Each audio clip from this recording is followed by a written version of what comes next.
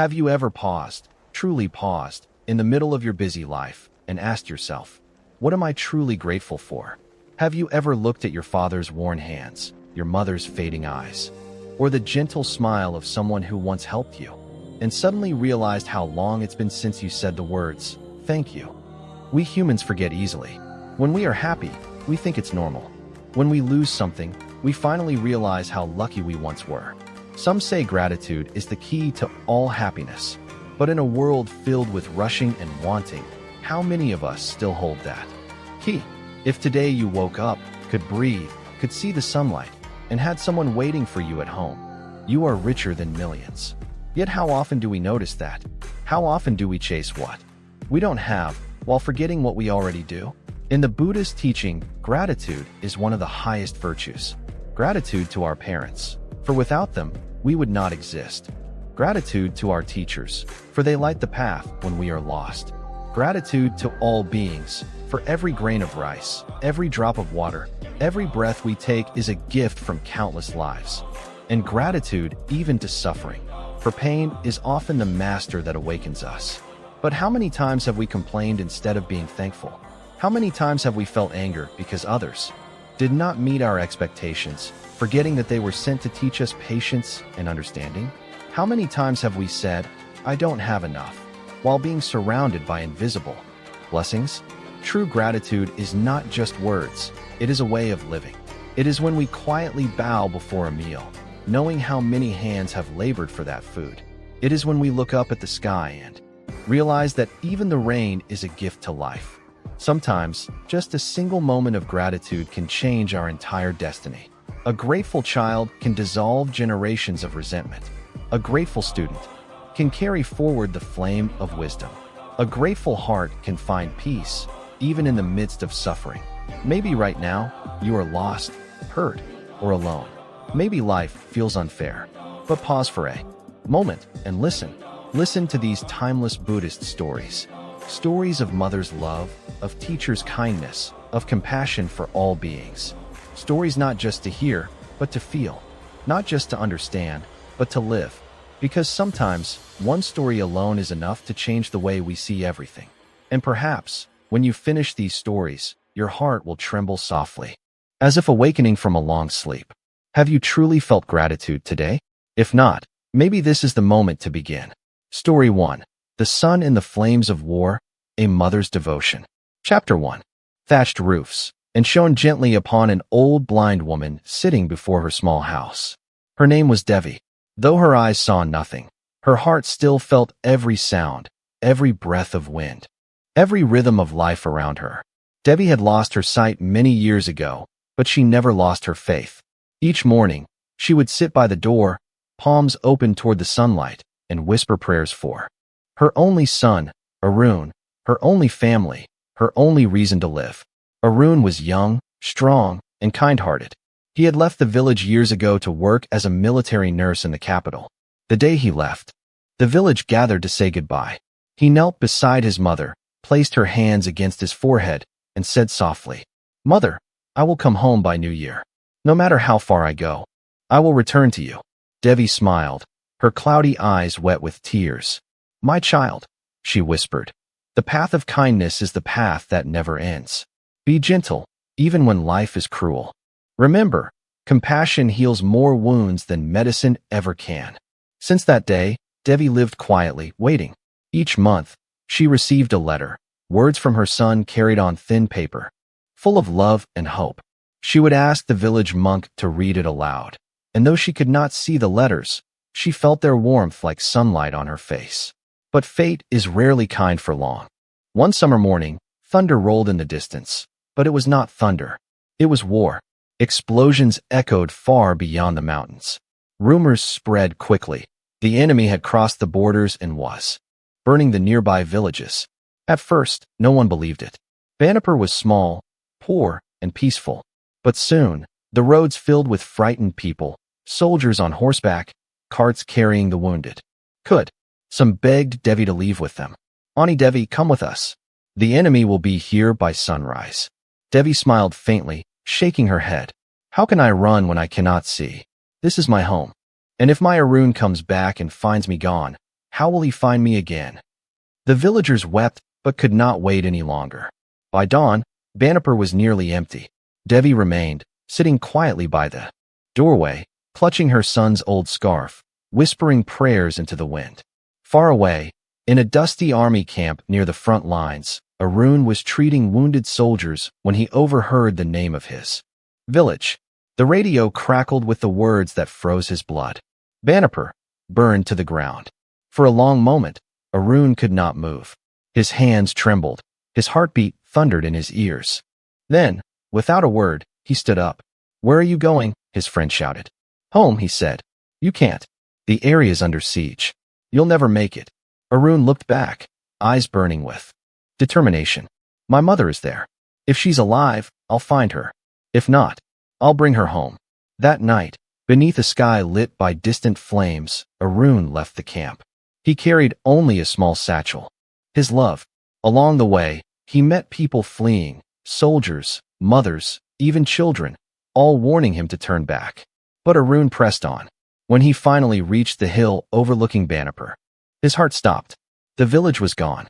Everything, the temple, the well, the school, lay in ruins. Smoke curled up from the earth like ghosts rising to heaven. He stumbled down the slope, calling out desperately, "Mother, Mother, it's me, Arun. Where are you?" His voice echoed through the silence. Only the wind replied, carrying the smell of ash and burnt wood. The well where his mother used to draw water was shattered. The garden where she once planted jasmine was scorched to dust. Still, he searched, from one corner to another, until something caught his eye near the ruins of their house, a wooden stick, half buried in ashes, carved with a lotus at the handle. It was his mother's walking stick. Arun fell to his knees, clutching it tightly to his chest. Tears streamed down his face, mixing with the soot. "Mother, please answer me. I'm here." And then, through the hiss of dying flames, came a sound.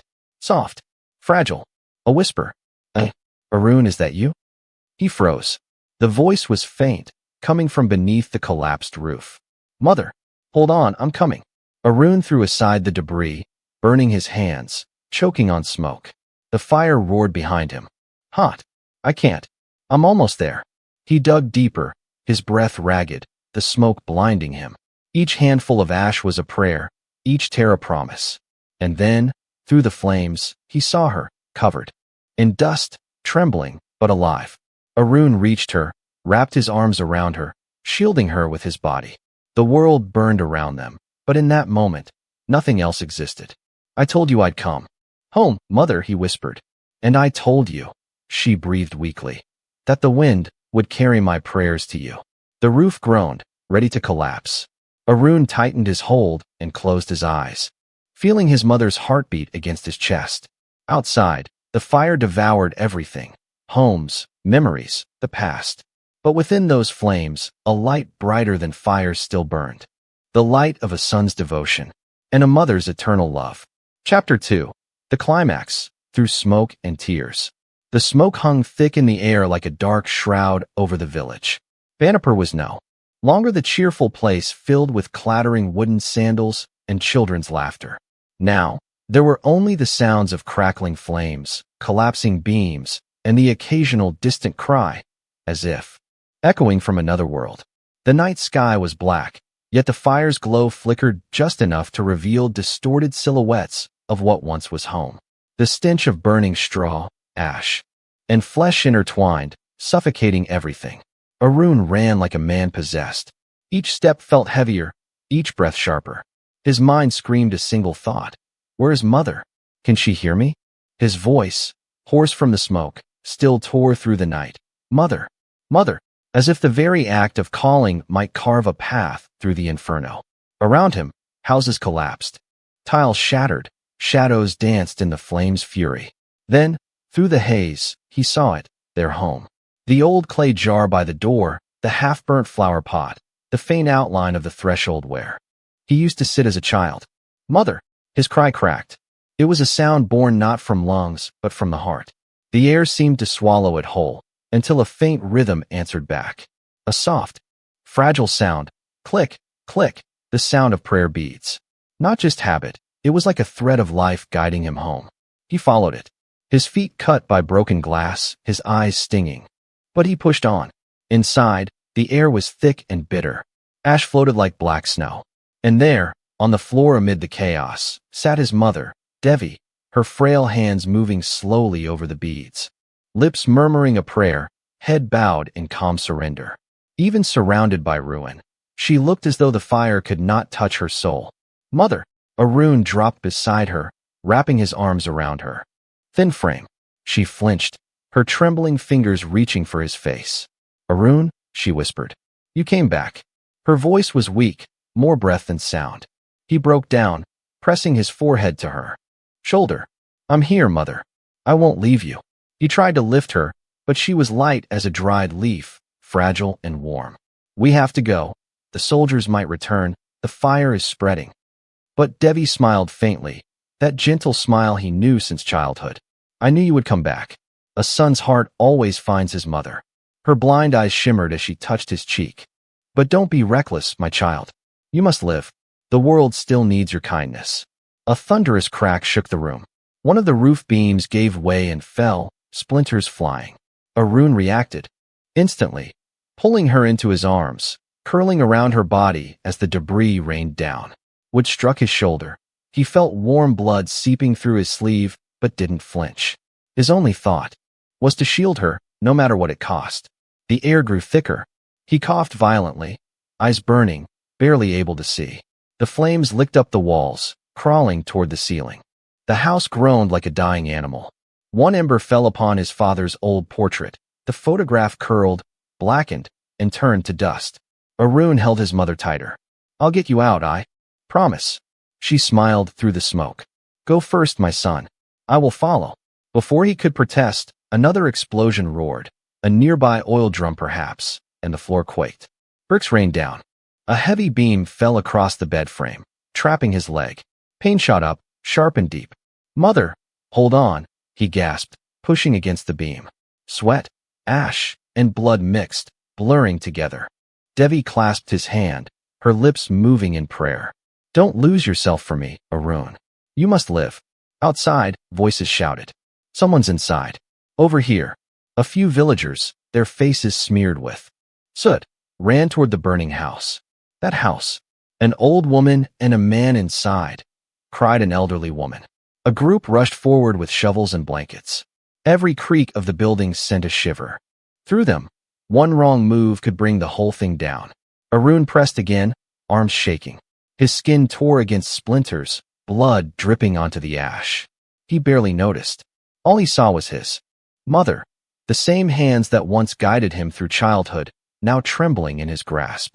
He remembered how she taught him to read by touch, to see the world not only with his eyes, but with his heart. That memory gave him strength. Lift together, someone shouted. A young man wrapped a cloth around his head, wedging his shoulder under a beam. Others joined, pulling, straining. With a collective groan, the heavy wood shifted. A narrow space opened, enough to pull Devi through. Hands reached in, careful but firm. They carried her out, wrapped her in a shawl, laid her gently on the ground. Arun, however, was still trapped. The heat flared again as another gust of wind stoked the flames. He's still in there, a girl screamed. She knelt beside Devi, giving her a sip of water. The old woman turned her face toward the sound of her son's voice. Arun, she whispered, you've given me enough joy. Live, my son, live. Her words trembled, but carried a serenity only a mother could have. Arun gripped her hand, refusing to let go. I promise, Mother. I won't leave you. Get him out now, someone yelled. The rescuers heaved, the building groaned. Tiles cracked overhead. Then, with one last push, the beam gave way. They dragged him free, coughing and barely conscious. His legs gave out, and they laid him beside his mother. Debbie's face was pale, her breath faint. She reached out, brushing the soot from his hair. You made me happy, my child. Her voice was fading, but her smile was peaceful. Then the wall behind them crumbled. Screams erupted as people ran. The night sky glowed red, filled with sparks and grief. Arun turned his head, saw faces streaked with tears and ash, saw villagers holding one another. Strangers becoming family in shared pain. A voice called out from the darkness, firm yet gentle. Help whoever you can. No one should face this alone. It wasn't a command, but a quiet vow of humanity. Arun squeezed his mother's hand tighter. Around them, the survivors gathered, lighting small fires to keep warm. They shared bits of food, sips of water, and long silences. The smoke thinned, replaced by a stillness that felt almost sacred. Somewhere nearby, the sound of prayer beads returned, soft, steady, eternal. Arun sat beside his mother. Though her eyes could not see, they glowed with a light no flame could destroy. Before sleep claimed them, Devi whispered, "You are my home, my son." Arun smiled through tears. "And you are my heart, mother." No more words were needed. Beneath the quiet stars and drifting ashes, amidst ruins and loss, one truth stood unbroken: a mother's love and a son's devotion, stronger than fire, deeper than pain, eternal as breath itself. Chapter 3: The Flame of Love, an Ending of Gratitude. The dawn came quietly after a night of devastation. The once peaceful village now lay in ruins, smoke still rising from the ashes, the faint smell of burning wood lingering in the morning air.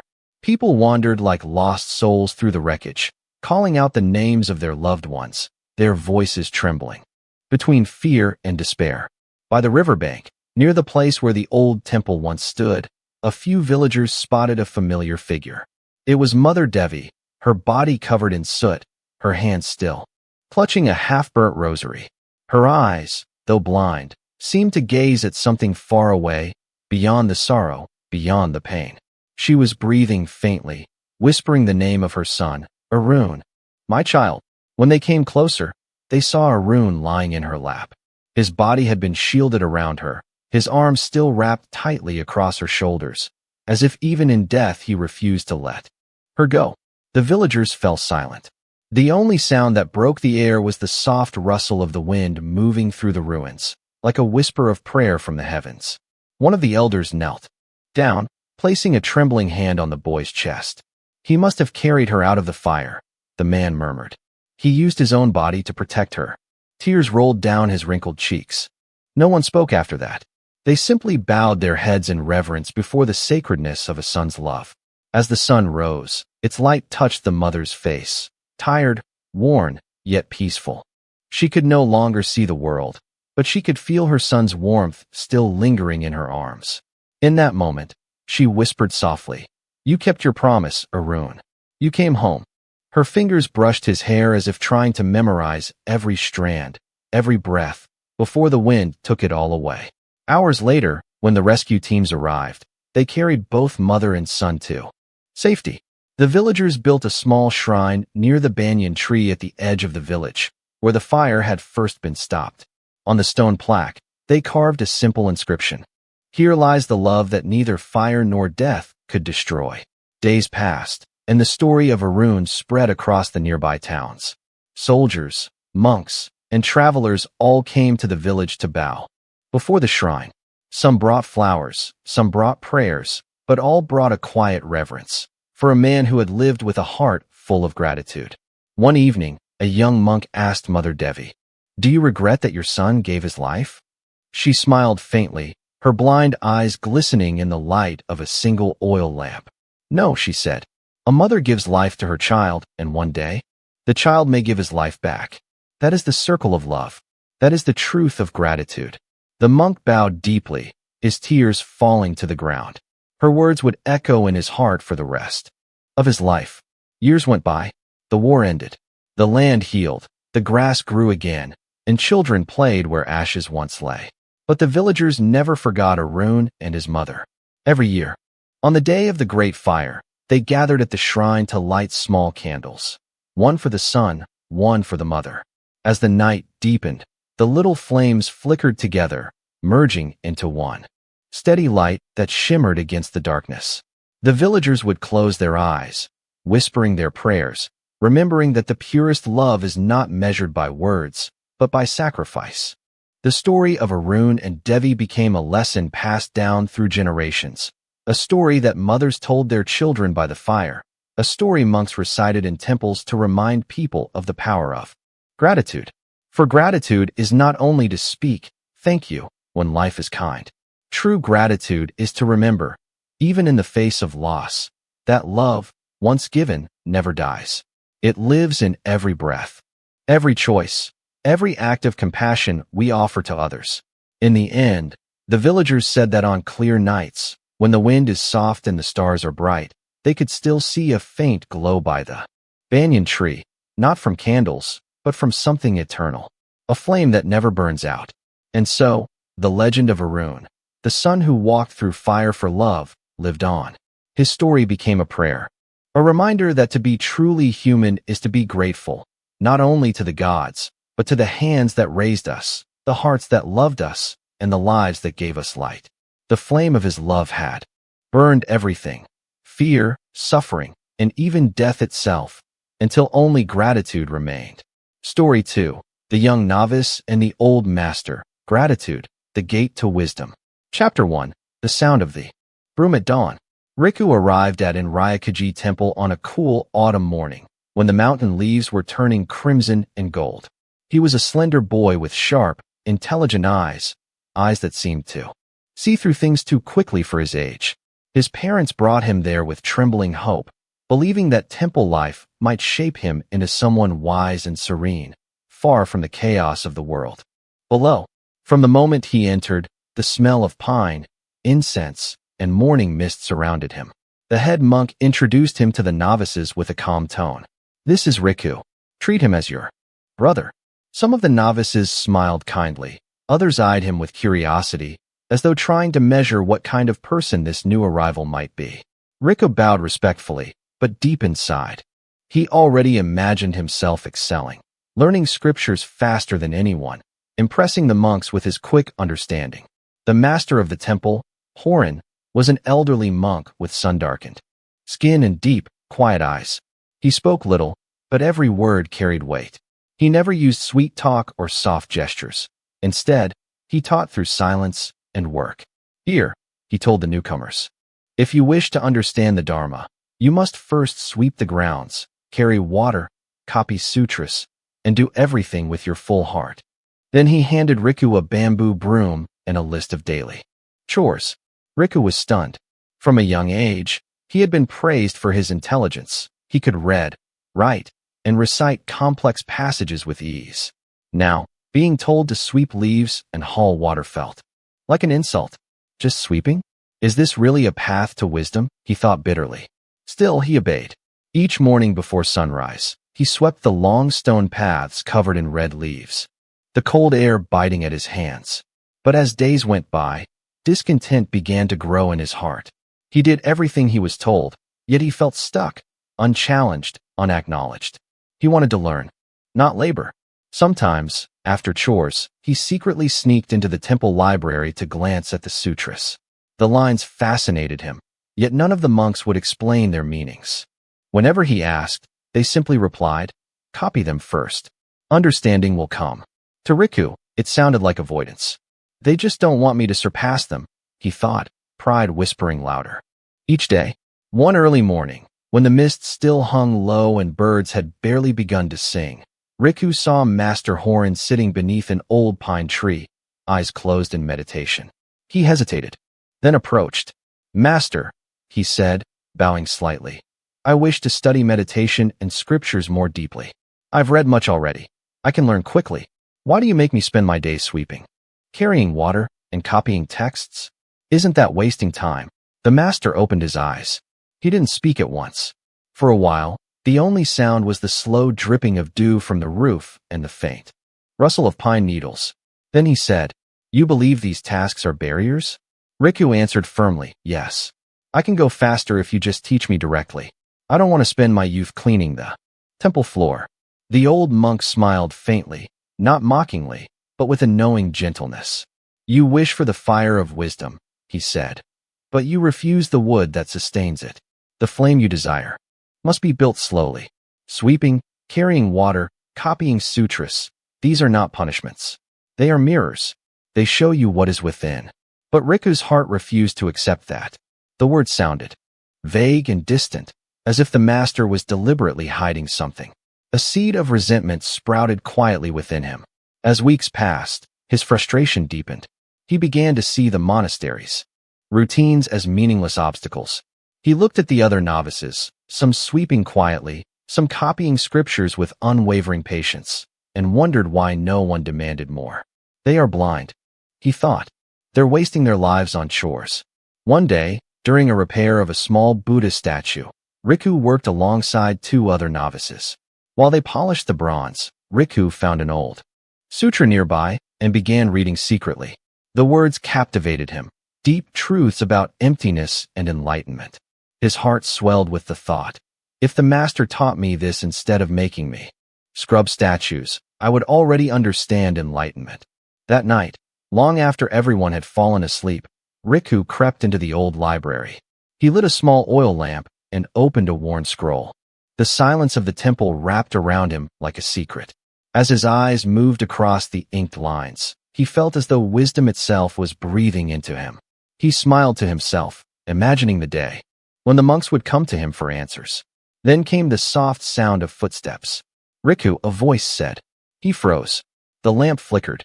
Standing by the doorway was Master Horan, his figure still, his eyes unreadable.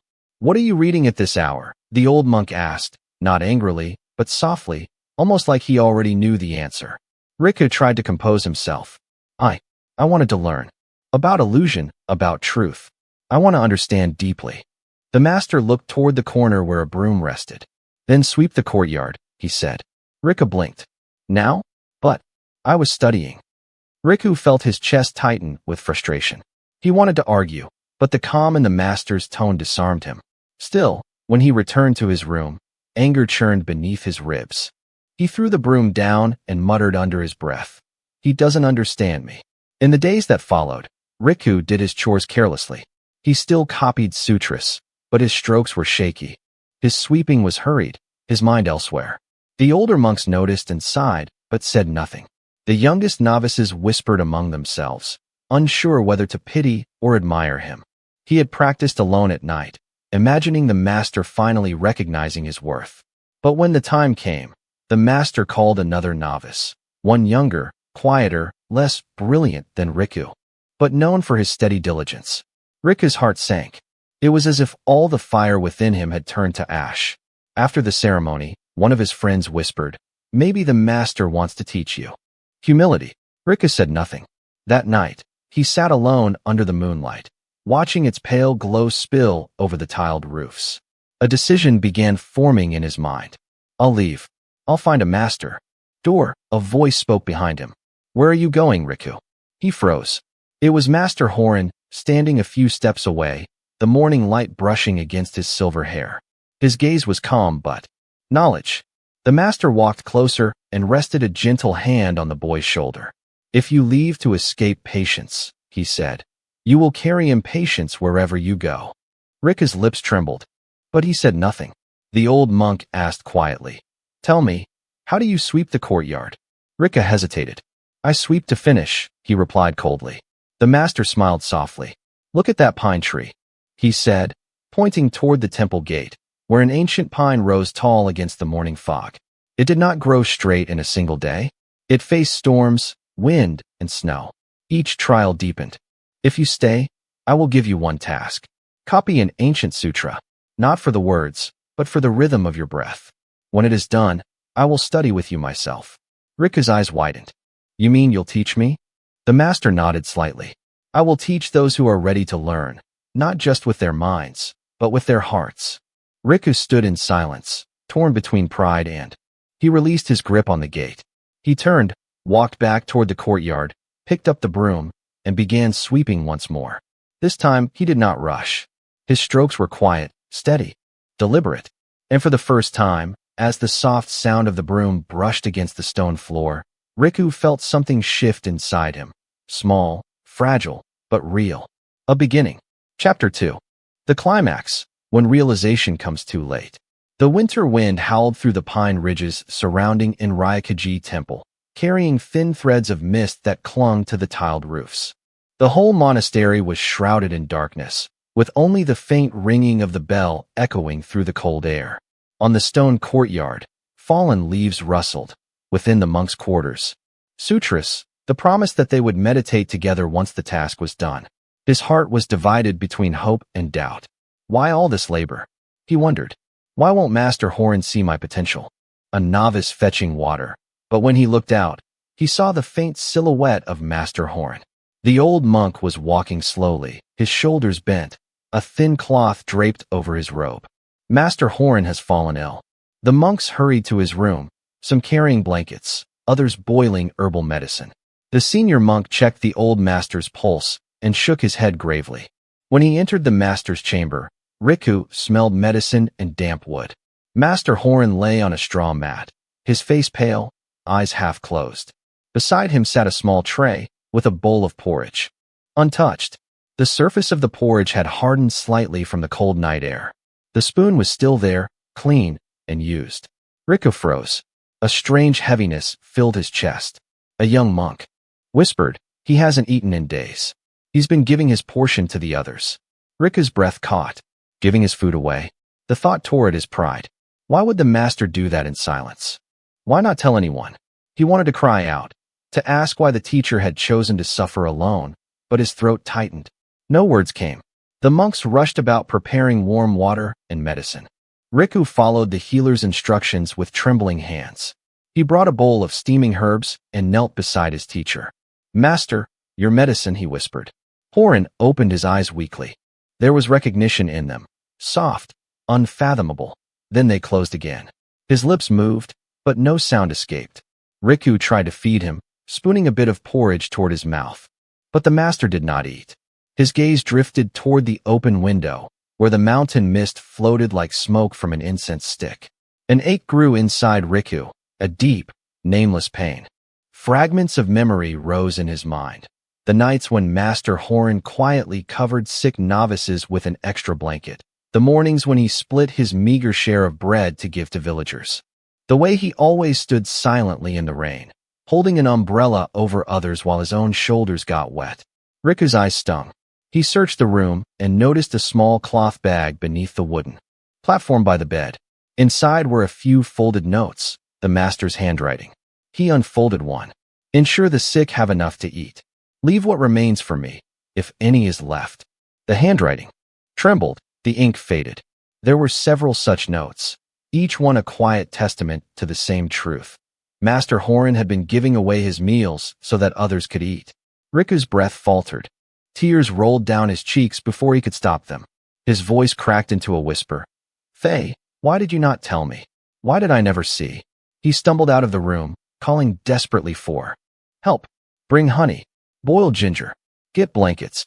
His shouts echoed through the halls, half command, half plea. Monks hurried, hands fumbling in urgency.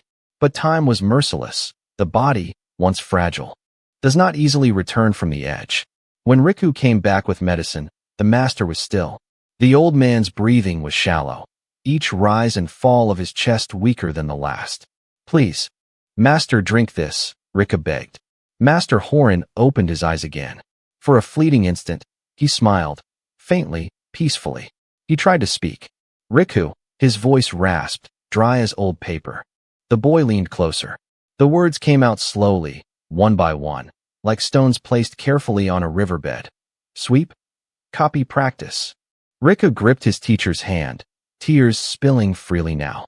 "I understand, master. I understand." But his words trembled in the emptiness. The dawn light crept through the window. The master's chest rose once, then stilled. Silence swallowed the room. One monk whispered, "He's gone." No one moved for a long time. Riku pressed his forehead to his master's hand. "Please, not yet. I've only just begun to understand." But death listens to no pleas. The only answer was the soft creak of the wooden walls, the quiet hum of the winter wind. Days passed. The temple grew quieter. They prepared Master Horan's chamber for the funeral rites. Riku did not leave the room. He sat beside the master's mat, clutching the wooden rosary, staring at the notes again and again. The ink marks blurred through his tears. "Share the food. Deeds." His voice was gentle, yet it struck Riku's heart like a bell in the mist. He saw, for the first time, the true teaching, not through sermons, but through simple acts of compassion. That evening, as dusk settled over the temple, Riku took a broom and went to the courtyard. He swept slowly, mindfully, feeling every motion as if bowing with each stroke.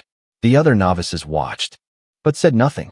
Riku's movements were no longer hurried or proud. They were quiet, sincere. Later that night, he returned to the master's chamber. On the wooden tray, he placed the same bowl of porridge, still untouched, and beside it, a small wildflower he had picked near the steps. Kneeling before it, he pressed the rosary to his lips, eyes closed. No prayers came, only breath, the silent kind that carries both pain and peace. In his dreams, he saw Master Horan again, sitting beneath the pine tree, smiling without words, the winter wind swirling around them like a hymn. When Riku awoke, his face was wet with tears, but for the first time, his heart was still. He finally understood what it meant to learn, not through lessons, but through gratitude, and the courage to change when realization comes too late. Chapter 3. A Master's Grace, Weightier Than Mountains. Years had passed since the days when Riku swept the courtyard at dawn. The old Enraikuji temple had changed in many ways, yet the shadow of Master Horan still lingered in every corner. Riku, once an impatient and prideful novice, had been tempered by time and humility. The seasons had not only softened his heart, but also carved from it a quiet strength, not the kind born from authority, but from peace earned through understanding. By the time Riku became a Zen master, his reputation had spread far beyond the mountain. Yet people came not for his fame, but for the calm that radiated from him. He wore no golden robes, sat on no high platform, eyes shining with quiet compassion, as though he saw his younger self in that trembling child. "Come inside," he said softly. "We'll boil some ginger tea and keep him warm." While his disciples, teacher once gave away his own meal so his student might eat. One afternoon, a young disciple named Kinji approached him after chanting. "Master," he asked, "people say a teacher's grace is as weighty as mountains. But what does that truly mean?" Riku gazed at him quietly before replying. "A master gives you the eyes to see the world. When you realize that gratitude is not in your words. Vegetables, that is gratitude. When you give away your share of bread, that is the Dharma. When you remain calm in the storm, that is wisdom." His disciples found truth in those simple metaphors. Gratitude, they learned, was not a fleeting feeling. It was a way of being. One day, a wealthy merchant came to the temple, offering silk and gold. "I wish to build a gate for your temple," he said proudly. Riku looked at him and asked, "Do you wish to give thanks, or to carve your name on stone?" The merchant stammered, caught off guard. Riku's tone remained kind. "If gratitude grows from pride, it will rot. If it grows from humility, it will last." The merchant bowed silently and left. A month later, he returned, not with gold but with rice and soup for the poor. "Master," Riku reminded his disciples that gratitude must be cultivated. "It's like a seed," he said during a Dharma talk. "It needs care. You must remember kindness, act on it, and pass it forward." His students followed his words, visiting the sick, repairing homes, sharing food. In those deeds, wisdom quietly bloomed. One evening, a weary man arrived, carrying only an old wooden bucket. "I was once helped here," he told Riku. "I've come back to repay my debt." Riku shook his head gently. "Gratitude is not debt repaid in silver. It's good continued through your hands." The man bowed deeply and joined the workers in the garden. Every year, Riku organized a day of remembrance for teachers, not of incense and recitations, but of service. "Bowing to statues is easy," he said, "but the true bow is your action." His disciples built schools, helped the elderly, and taught children to read. In doing so, they understood what the teacher's grace truly meant. Once, the monk obeyed. By the end, sweat dripped down his face, his breath slowed. "I feel lighter," he whispered. "That's because gratitude sweeps away the self," Riku said. "When the self is gone, wisdom has room to grow." Years went by, and generations of students came and went. Many became teachers themselves. And in every temple that bore Riku's name, one phrase was carved on the wall. "No wisdom can arise from an ungrateful heart." One rainy day, a visiting monk remarked, "Young people now seek knowledge, fame, and titles, but forget to honor their teachers." Riku smiled. "Degrees may open doors," he replied, "but without gratitude, those doors lead to emptiness." Every dawn, Riku would still visit Master Horan's old room, though his teacher had long passed. He would kneel, place a wildflower on the altar, and whisper, "Thank you, Master." Villagers said he did this not from ritual, but remembrance, to never forget the source of his wisdom. Even children began imitating him, placing small flowers before their own elders. One stormy night, when floods tore through nearby homes, Riku and his disciples worked tirelessly, carrying the elderly to safety, patching roofs, sharing food. A tearful woman said softly, "Your kindness reminds me of something Master Horan once said. Those who are truly grateful work without counting." Riku smiled faintly, saying nothing.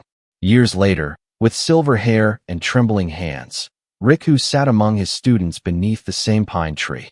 One young monk asked, "Master, how do we teach what you and your teacher have taught us?"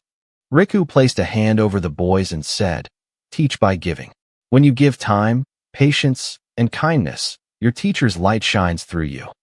At the temple's small memorial hall, beside an old bowl of dried rice and a faded robe, a wooden plaque bore 4 carved words, "A master's grace is mountain deep." Visitors often left in silence. Their hearts stirred, not with sorrow, but with awakening. One evening, as the sunset spread gold over the mountain, Riku stood before Horan's altar. He touched the frame gently and whispered, "A veil of silk," slowing everything down. Dorje knelt beside a mossy stone where he always prepared his bowstring, his rough hands brushing over the worn cord, feeling the cold bite into his skin. Mornings in these mountains were made for hunting, for food, for warmth, for the few coins that kept his small family alive. Dorje had been born in a mountain village, where the peaks gave shelter, yet kept hunger close. Hunting was not just a trade for him. It was duty, inheritance, survival. He remembered his father's voice from childhood, echoing through the trees. "Look carefully, Dorje. The forest only opens its doors to those who listen." His father had taught him to read bird calls, taste the sap of trees, and follow the faint curve of hoofprints on damp soil. When fever took his cold, frost lingered on every leaf, and each step left a shallow white imprint. Dorje followed the familiar path, his eyes scanning for signs of movement. A bent twig, a patch of disturbed moss. A deer. No, not just any deer, a golden one. Its fur shimmered faintly under the pale sun, a thread of gold against the snow. Dorje's pulse quickened. In all his years, he had seen only a few like it. The villagers spoke of such creatures as gifts of the gods, symbols of purity. But for Dorje, its worth was practical, meat for days, money for weeks. He steadied his breath, raised the bow, and drew the string until it trembled like a whisper of fate. The world seemed to hold still. He released. The arrow sliced the cold air, a silent line of intent. The deer stumbled, a sharp sound escaping its throat. It fell against the snow, leaving a red bloom beneath its body. Dorje rose, boots crunching on the frost, moving toward it. He expected the usual: panic, pain, a dying animal struggle. But as he drew closer, he froze. The deer did not flail or flee. It lay still, its sides rising and falling weakly. Its eyes, calm, clear, strangely human, gazed at him. Without hatred. There was no fear there, only something like acceptance. Dorje's chest tightened. He knelt down, touched its fur, still warm, still alive. His lips moved almost without thought. "I'm sorry," he whispered, the words trembling like the leaves above. He grasped the arrow and pulled it free. Fresh blood coated his hand. The deer blinked slowly, then, with a fragile strength, pushed itself to its feet. It swayed, turned its head once, meeting his gaze, and then bounded away into the forest, leaving behind only a faint trail of blood on the white snow. Dorje stood rooted. In place. The forest, moments ago his ally, now felt like a witness. That trail of red on the snow looked like a signature, one not of death, but of mercy. He didn't know why, but his heart ached. "Dorje, any luck?" The voice startled him. Another hunter emerged from the trees, rifle slung across his shoulder, grinning. "What did you get?" he asked, scanning the area. When he spotted the blood, his eyes gleamed. "A clean shot. Where's the beast?" Dorje didn't answer. The man laughed, kneeling to inspect the tracks. "You're too slow, friend. That's worth good coin in the market."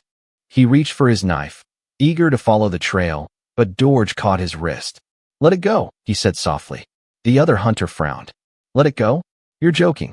We're not monks here, Dorje. We hunt to live." Dorje said nothing. He released the man's arm and turned away. Something inside him had shifted, small, quiet, but real. He didn't yet understand it, but he felt it pressing on his ribs like a heartbeat. That evening, Dorje returned home. His mother, frail but kind, was tending the fire. His younger sister ran up and hugged his leg. "Did you bring anything home, brother?" she asked, eyes bright with hope. Dorje hesitated, then handed over a modest bundle of meat from another catch. "Enough to eat," he murmured. His mother smiled, tired but grateful. Later that night, when the house was quiet, Dorje sat alone by the doorway, looking out toward the dark forest. The moonlight painted silver lines across the floor. He took out the arrow from his bag, the one stained with the golden deer's blood, and held it close to the firelight. The dried blood caught the flame's glow, shimmering red gold. His hand trembled. He remembered the deer's eyes, how they had looked at him, not as an enemy, but as if they saw through him. For the first time in his life, Dorje felt as though something inside him had been hunted instead. The next morning, he returned to the place where he had shot the deer. The forest was silent again.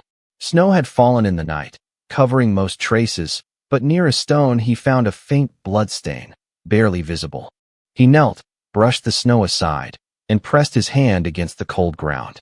A shiver ran through him, not from the cold, but from a quiet, unfamiliar sadness. An old villager happened by, leaning on a walking stick. "Out early again?" he asked with a toothless grin. Dorje nodded and told him what had happened. The golden deer, the wound, the eyes. The old man listened, then nodded slowly. "Sometimes the forest gives lessons," he said. "Not everyone hears them. But when it does, a wise man listens." Dorje didn't reply, but as the man hobbled away, the words lingered. From that day, Dorje still hunted, but differently. He moved slower, observed longer. He no longer aimed at the first rustle in the bushes. He began to notice the way trees leaned into. Heart had opened, like a door letting in a single shaft of light. One night, he dreamt of the golden deer. In the dream, it approached him, its eyes kind, and touched its nose gently to his hand. Dorje woke up in tears, his chest full and light all at once.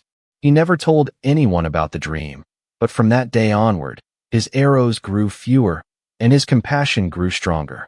In the village, quieter and far more powerful. For what he met that day in the snow was not just a deer, it was the reflection of all life's tenderness. And in that single, wordless gaze, Dorje learned the first seed of gratitude. Chapter 2. The Climax, Rescue and Despair. The narrow path leading back to the village wound between low hills and tangled shrubs, a trail Dorje had walked countless times at dusk. That evening, the air was colder than usual, and the thin layer of snow on the ground crackled like brittle glass. He walked softly, stooping beneath the drooping branches, his bow and quiver slung across his shoulder. Inside, something stirred, a quiet unease born from the golden deer's gaze, the tiny trail of blood on the snow, and a feeling he could not yet name. Suddenly, as he stepped onto a hidden ridge, the snow crust beneath him gave way with a sharp crack. Dorje lost his footing. The ground crumbled, and in an instant, he was falling, tumbling through darkness, scraping against roots and stones before crashing hard at the bottom of a deep pit. The air below was damp and freezing. Dorje tried to move, but pain shot through his arms and legs. He looked up. The circle of light above was impossibly far away. "Help! Someone, help me!" he shouted, his voice echoing off the walls like a trapped bird. The sound rose, hit the cold air, then died away. His voice breaking. The wind moaned through the mouth of the pit, carrying the scent of wet soil and old roots. The silence that followed was heavier than stone. Above, the forest was still. No echo. No answer. Only the faint beating of his own heart, loud in his ears. Dorje clawed at the wall, but the earth crumbled under his fingers. Exhaustion settled in, dull and deep. The sun dipped lower. Alive, now felt like a blade turning inward. When night fell, the cold bit into his bones. He curled up between two stones, trembling. His throat burned, his lips cracked. Each breath came slower. then the last. He tried to whisper the old prayer his father had once murmured to calm fear. Breathe in, breathe out. All things pass. But the words dissolved in the wind. For the first time, Dorje wept, not from pain, but from the sudden, overwhelming truth of how small a man could be against the vastness of the wild. Time crawled. He drifted in and out of restless dreams, footsteps. Above, voices that faded into wind. Once, he thought he saw a flicker of light, but it vanished. The pit smelled of moss and memory. Somewhere between sleep and wakefulness, he began to think of all the creatures he had shot, all the eyes that had looked at him in their last moments. Regret pressed down harder than the cold. At last, dawn broke. A sliver of golden light slipped between the treetops and spilled into the pit. Dorje stirred, blinking up at it, his heart surging. I'm here, he cried hoarsely. Someone please. The echo was clearer this time, carried upward by the morning air. Then a sound, faint at first, like a hoof striking soft earth. Then another. Dorje froze. A shadow appeared at the rim above him. Not a human shadow. He squinted upward, and there it was.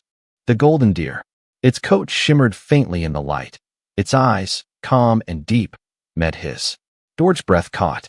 He thought he was hallucinating, but the deer did not vanish. It stepped closer to the edge, tilting its head as if listening. Then, with a quiet grace, it grasped a length of trailing vine in its mouth, one of the wild creepers hanging from the roots, and began pulling at it, tugging it loose. Dorje watched in disbelief. The deer gathered the vines, twisting them together into a long cord. Then it anchored one end around a thick root and lowered the other end down toward, and began to climb. Once, twice, he slipped, sliding back down. The deer braced itself, hooves digging into the earth, muscles taut, as if lending him its strength. Dorje gritted his teeth, pulled again, inch by inch, breath by breath, until his fingers caught the edge. With one last cry, he heaved himself up and over the rim, collapsing onto the ground, gasping for air. When he looked up, the deer was standing before him, perfectly still, its breath clouded in the cold morning air. Dorje dropped to his knees, trembling, tears cutting through the dirt on his face. The deer stepped forward, lowering its head. Its warm muzzle brushed his palm. Dorje's chest broke open with emotion, shock, gratitude, something far deeper. Thank you, he whispered. An old man murmured. The creature has spared you. Others nodded silently. No one moved for a long time. When Dorje's mother reached him, she threw her arms around him, weeping. Dorje could not speak. He looked at her, then at the deer, whose eyes shone with the same gentleness as before.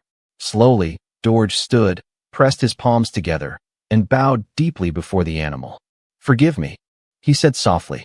Forgive my harm. And thank you for your mercy. The deer's ears flicked, as if it understood. It touched its nose once more to his hand, then turned and disappeared back into the forest, its golden coat glimmering between the trees until it was gone. Dorje remained kneeling long after, staring at the path where it had vanished. Something in him, something hardened by years of blood and hunger, had begun to thaw. That night, by the village fire, people spoke of miracles. Some said it was the spirit of the forest repaying a debt. Others said it was karma, pure and just. Dorje said nothing. He only sat quietly, watching the flames dance, feeling the weight of the world in his chest. At dawn, he returned to the forest, not with bow and arrow, but with a bundle of grass and a small pouch of food. He walked until he found the clearing where the deer had once stood. There, on the snow, were still faint hoof prints. Dorje placed the grass down gently, lit a stick of incense, and bowed. It was a small act, but it marked the beginning of something new. The man who once took life without thought now felt the stirrings of gratitude, not the shallow kind born of fear, but the deep kind that grows when one's heart is opened by mercy. The story of the golden deer spread across the valley. People retold it by firelight, each adding their own wonder. As for Dorje, he never spoke of it again. Yet those who saw him in the years to come said he had changed, that in his eyes, there lived both the hunter and the saved, bound together by a single, wordless truth. That compassion, once given, never dies. Chapter 3. The End and the Lesson. When gratitude blossoms, the heart turns compassionate. Morning sunlight streamed through the forest canopy, painting the leaves with gentle gold. Dewdrops glistened like pearls upon blades of grass. The same forest that had once echoed with Dorje's arrows was now filled with the pure songs of birds and the whisper of wind among the trees. Dorje sat quietly beside a moss-covered rock, his hunting bow buried deep beneath the soil days ago. His once rough hands, accustomed to the pull of the bowstring, now rested upon a string of wooden prayer beads. Each bead slipped through his fingers as his breath rose and fell in calm rhythm. He had returned to the very clearing where he had first. From fear, but from a grief that pierced his very soul. How? Why would you save me? He had whispered, his voice trembling as the deer stood before him, its breath forming soft clouds in the cold. Hoofprints, delicate, fleeting, yet eternal in Dorje's heart. From that moment, Dorje could no longer touch his bow. The forest, once his hunting ground, had become his teacher, his refuge, his. From the courtyard. Yet each action felt sacred, as though the earth itself was forgiving him with every breath he took. At night, beneath the flickering oil lamps, Dorje often closed his eyes and saw the golden deer. It appeared not as a memory of pain, but as a symbol of boundless mercy. Sometimes, he felt that the deer had been no mere animal, but a manifestation of the Dharma itself, sent to awaken his sleeping heart. Years passed. The forest flourished. Birds returned to their nests, and the animals, once fearful, wandered freely again. Dorje had built a small shrine at the forest's edge, a place where travelers could rest, and where no weapon was ever allowed. Many who came asked about his past, but Dorje only smiled and said, "There was once a man who lived by taking." Hunters laid down their bows, farmers offered prayers before cutting wood, and children grew up learning that all beings, no matter how small, shared the same breath of life. One autumn morning, as the mist drifted between the trees, a young monk came running to the shrine. "Master Dorje," he said, "they say you once knew a golden deer. Was it true?" Dorje smiled gently. His hair had turned silver, his hands lined with time. "Yes," he said softly, "and that deer still lives." The young monk looked puzzled. "But how? The forest has changed so much." Dorje looked toward the horizon. "Every creature shines like gold." The young monk bowed deeply. For a long moment, neither spoke. Only the forest whispered, carrying the scent of pine and peace. As years flowed like rivers into the sea, Dorje's body grew frail. One spring morning, he sat beneath a great Bodhi tree, the same beads moving through his fingers, the same calm rhythm of breath. A gentle breeze passed through the. "You came back," he whispered. The deer bowed its head, as if in blessing. Then, as the sun rose higher, its form dissolved into shimmering light, merging with the dawn. Dorje closed his eyes. Years later, travelers passing through the forest would often stop by the shrine. They would see birds nesting peacefully on its roof, and deer grazing unafraid nearby. A plaque stood at its. "By arrows, but by love." Story 4. The Merchant Who Lost Everything, Gratitude for Adversity. Chapter 1. From the Peak to the Abyss. Every morning, Edward woke to the sunlight spilling through the wide curtains of his penthouse. The golden light glided over the polished floor, over shelves of porcelain and mahogany, and stopped at the wall of photographs, his framed certificates, his handshakes with powerful men, his moments of triumph. He would descend the wooden stairs, his fingers brushing the cold metal railing, while the rhythm of the city below hummed like a background melody to his empire. Deals, profits, contracts, expansion. To Edward, this was order. Money created power, power created safety, and safety was everything. He drove his luxury car through the city each morning. His precision, his success. Edward would smile, but deep inside was a quiet fire, the hunger to always be above others. To him, kindness was a luxury accessory, weakness was a disease, and poor people were the consequences of bad luck. One afternoon, at a major business meeting, a new partner proposed expanding distribution to another city. Numbers flashed on the screen: profit, forecasts, ROI, growth projections. Edward nodded slightly. "Proceed. Don't let opportunities slip." Applause followed. Near the back, a delivery man entered timidly, holding an old fabric bag. "Sir Edward," he pleaded softly, "please, my factory burned down. My family hasn't eaten for days. I'm begging for work, any work. Edward didn't even look up fully. His voice was smooth and cold. We have a social program. Apply there.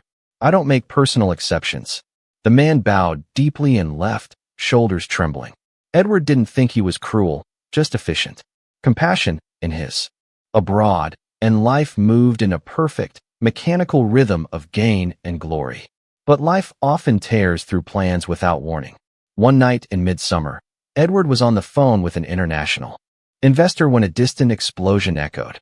At first, he thought it was fireworks near the industrial district. Minutes later, his phone buzzed with emergency messages. Fire at the storage site. Flames spreading fast. He frowned, irritated more than alarmed. Call the insurance team. Get the backup systems running. Handle the media immediately. But the fire spread faster than anyone could. Machines melted, walls collapsed, files turned to ash. Edward stood in the control room, staring at the security footage, columns of black smoke devouring everything. His voice trembled for the first. Supply chains froze. Investors panicked. Contracts dissolved. The numbers on Edward's screen bled red. The empire he had built for decades was falling apart overnight. Calls poured in, none of them offering help. Old friends grew strangely distant. His wife, once radiant beside him at every gala, called in a shaking voice. Ed, what are we going to do? I can't stay in this chaos. The children are terrified. Her tone was neither angry nor loving, just empty. Later, a text arrived. I'm taking the kids. We need time apart. He stared at the message until the screen dimmed. The friends he once toasted champagne with sent polite excuses. Ed, I wish I could help, but my board won't allow it. A few avoided his calls altogether. His employees, uncertain of their future. Mansion was unbearable. He walked onto the balcony, staring down at the blurred city lights. He thought of all the people he had dismissed, the lives that had brushed past his without leaving warmth. His hands trembled as he reached for his phone, dialing his wife again. Anna, please come home. Let's talk. No answer. Just the cold, automated voice of voicemail. He left the phone on the table. His company's shares plummeted. The media called it the fall of Edward's empire. He stopped going out. Mirrors in the house seemed to mock him, each reflection a reminder of the man who once looked. Piece of steel, and for the first time in decades, tears streamed down his face. Not just for the loss of wealth, but for the loss of meaning. Everything he had built stood on sand. The following. Walking through the city. At a street corner, he stopped by a small food stall. A wrinkled woman was ladling hot soup into bowls for workers. Her hands were rough, her eyes gentle. Sir, you look pale, she said softly. Would you like something warm? Edward hesitated, ashamed. I don't know where to begin. She smiled, handed him a bowl. Start here, she said. Eat first. People think clearer when they're not hungry. The broth burned his tongue, but warmed something deeper. It was the first gift he had received with no strings attached, no calculation. For a long while, he just sat there, watching people pass by, drivers, vendors, children laughing in the dust. The city he once ruled was still alive, still kind, even without him. As he finished the soup, a little boy ran past, stopped, and looked up. Mister, what are you going to do now? Edward looked into the boy's eyes, innocent, unguarded, and for the first time in years, his voice softened. Hands. Somewhere in that warmth, a new beginning stirred, one not built on profit, but perhaps on gratitude. Chapter 2. The Encounter by the Thames. The rain poured over London that night as if the sky itself were emptying all its grievances. The Thames churned, black and restless, reflecting the blurred yellow glow of the streetlights on its surface. On the old stone bridge, Edward stood, motionless. His coat was soaked, hair plastered to his forehead, eyes vacant, as if pulled into the swirling water beneath. The sound of the rain, the wind, the occasional roar of a passing car, all blended into a somber symphony, counting the final beats of a life. He gripped the cold railing, hands trembling. Below him lay the abyss, the swirling water calling him. In his mind echoed voices that had once been familiar. His wife's sighs, his children's cries, his friends' laughter, the silent disconnect of abandoned phone calls. They intertwined into a weight pressing on his chest. Suffocating. Nothing is left, he whispered. Nothing worth living for. A gust of wind swept over him, sharp as a blade. Rain stung his face, forcing his eyes closed. In that moment, eyes both deep and luminous, his presence radiated serenity amid the chaotic storm. I don't need anyone interfering, Edward stammered. The man didn't respond immediately. He stepped closer, trembled in a bitter smile. Abyss? I have already fallen. I've lost everything. Wealth, family, dignity. What do you know of that? The monk studied him, eyes calm, not judging, only compassionate. He spoke softly. I do not know your pain, but I know this. When you lose everything, that is when you have the chance to find yourself. The words were simple, yet they rang like a. The monk tilted his head, gazing at the black river. Do you see the river? Even when the water is murky, it flows toward the sea. Humans are the same. Even when your heart is filled with darkness, your path can change if you dare to turn back. Edward remained silent. The wind whistled across his shoulders. The monk's words seeped into him, like raindrops nourishing parched soil. A strange ache stirred in his chest, pulling him back from the edge. The monk reached out, gently placing a hand on his shoulder. Do not run away. You do not need to jump to end your suffering. Start, he whispered. Start with the very first breath you can still feel, the monk replied. Start by being grateful that you are still alive. Then he extended his hand. Come with me. The habit of refusing help. But another, weaker yet truer, urged him. Go, don't turn away this time. He grasped the monk's hand. They walked through the rain, down empty streets, past flickering yellow lights. The cold soaked through his coat, but a warmth grew inside Edward. Not hope, not yet, but the quiet presence of not being alone. The monastery lay on the outskirts, small and humble, tucked beneath mature trees. The creaking wooden door opened, candlelight spilling over gray stone walls. Soft chanting drifted, like wind gliding across water. A few young monks swept the yard. You can stay here. No one will ask where you come from, or what you've lost. Just be grateful that your breath still comes. That night, Edward lay on the firm straw bed, listening to the rain. On the roof, he could not sleep, but he was no longer despairing. In the darkness, he saw the river, the monk's eyes, and heard echoing in his mind. When you lose everything, that is when you have the chance to find yourself. The next morning, he was led to the meditation hall. Morning light filtered through narrow windows, dust motes shimmering in the beams. The monk sat across from him and said softly, You do not need to try to become anyone. Just listen to yourself. Edward closed his eyes. At first, his mind was noisy, memories, fear, anger, regret. But gradually, with each steady breath, the chaos subsided. He realized a quiet space had always existed within him. He had simply never noticed. Days passed slowly. Edward learned to cook, tend fires, sweep floors, and plant vegetables. Each small task made him feel connected to life, not chasing it. One morning, while watering the garden, he noticed a droplet of dew on a leaf and smiled. I followed the call of the rain, the monk said with a soft laugh. Perhaps it rained not just to wet the ground. Edward watched the flowing water, gratitude rising in his chest. If it weren't for that rainy night, if not for the stranger who reached out, he might have vanished into the Thames. Now, each morning he sat quietly by the window, watching dawn pierce the trees. He no longer asked, What will I have today? But whispered, Thank you for letting me still be alive. Outside, birds sang atop the old rooftops. Inside, his heart beat gently, light after so many storms. In that moment, Edward understood. Sometimes, losing everything is not the end, but the way to begin anew, with a soul cleansed and open. Chapter 3. The Gift of Suffering. Many years had passed since that rainy night by the Thames, and Edward was no longer the wealthy merchant who once stood atop the heights of power. The expensive suits, shiny cars, and the flattery of friends had all become distant memories. Now he only had a tired body but a whole, experienced soul. Every morning, Edward no longer stared at his phone, no longer worried about profit or reputation. Instead, he listened to the birds singing outside his window, inhaled the scent of morning dew, and felt life flowing through every breath. He opened a small shop near the monastery, not grand, not flashy, Edward recalled himself from years ago, when he believed that power and money decided everything. Now, he realized that even small acts of kindness and genuine compassion could deeply transform a. Looked at him. "Thank you, sir." Edward smiled in return, bowing slightly. "I am also grateful that I am still able to give." He remembered the dark nights of despair, the cold, rainy nights on. Enriched material wealth, but they enriched the heart and healed old scars.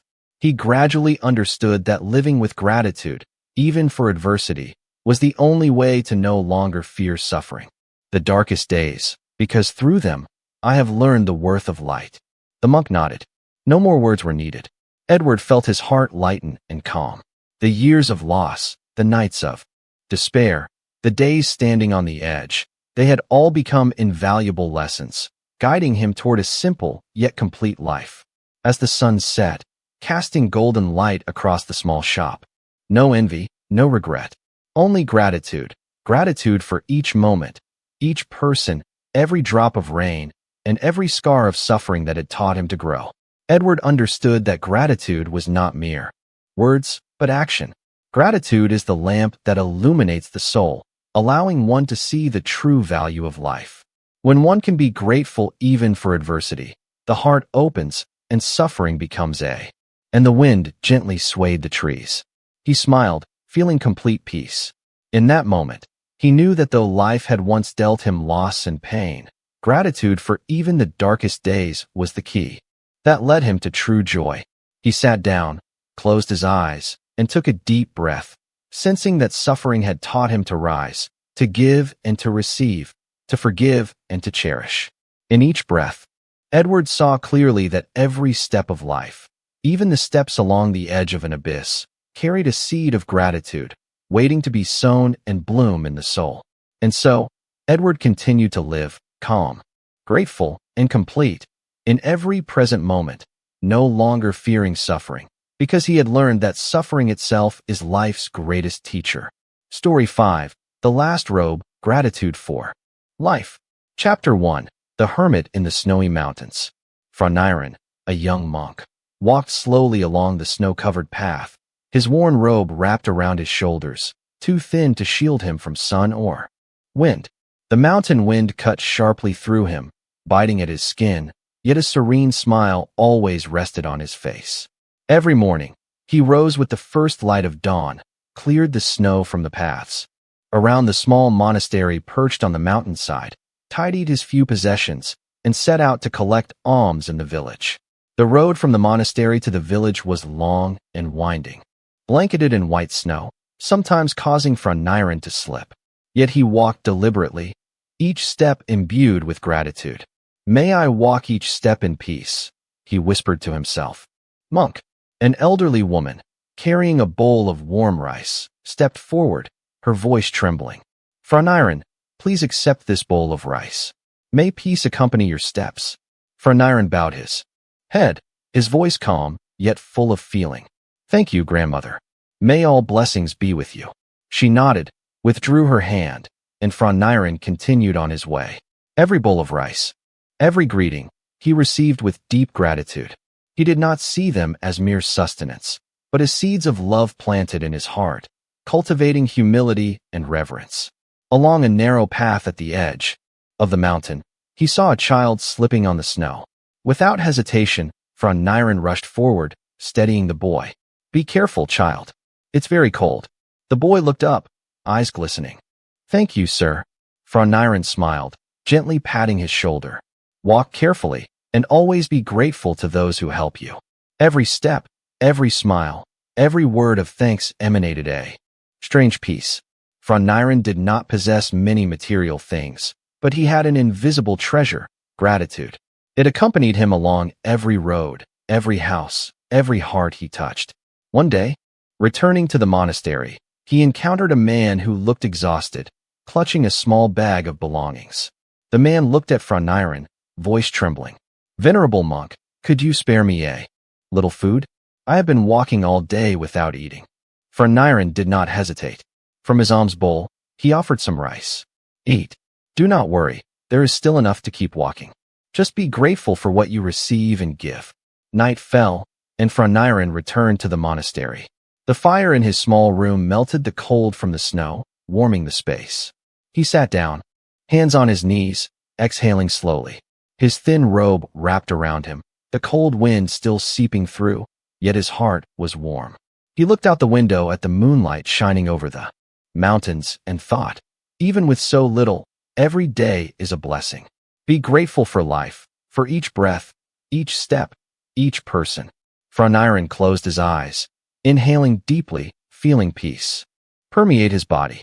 He understood that the alms journey was not just about seeking food, but about learning to value every small grace in life. From the chirping birds, the blowing wind, harmonized with Phra Niran's rhythm of life. Every step in the snow was a word of thanks. Every breath carried the understanding that poverty did not diminish a person's worth, rather, gratitude, respect, and sharing enriched the soul. At night, he sat quietly in his room, touching his worn robe, filled with simple happiness. He smiled at himself, at the world, and at every moment he was. He closed his eyes, inhaled deeply, and thought, each day, no matter how small, is always a gift. To be grateful for everything makes the heart whole and life meaningful. And so, the new day began with Phra Niran in the snowy mountains, each step, each smile, each word of thanks opening a journey full of gratitude and purpose for the poor but spiritually rich hermit. Chapter 2. Giving in the Piercing Cold. On a snowy morning, the mountain wind howled sharply, cutting through every hand, every strand of hair on Phra Niran. His thin, worn robe wrapped around his shoulders, unable to shield him from the cold, yet a serene smile remained on his face, his eyes bright with gratitude for every moment of life. He walked slowly along the snow-covered path, each step a mindful breath, each breath a silent prayer of thanks to all beings around him. That day, along the path, he noticed a beggar huddled by the roadside, shivering in the freezing wind. The man's tattered clothes barely covered him, his small body dwarfed by the vast white landscape. The sight tugged at Phra Niran's heart. He approached, eyes full of compassion. "May I share a little warmth with you?" he said softly. Without hesitation, Phra Niran removed his only robe and wrapped it around the beggar. The thin cloth barely covered the trembling figure. The man looked up, in astonishment, eyes wide with gratitude. "Sir, how could you?" Phra Niran smiled gently. "Sometimes, happiness is not in keeping for oneself, but in giving without expectation."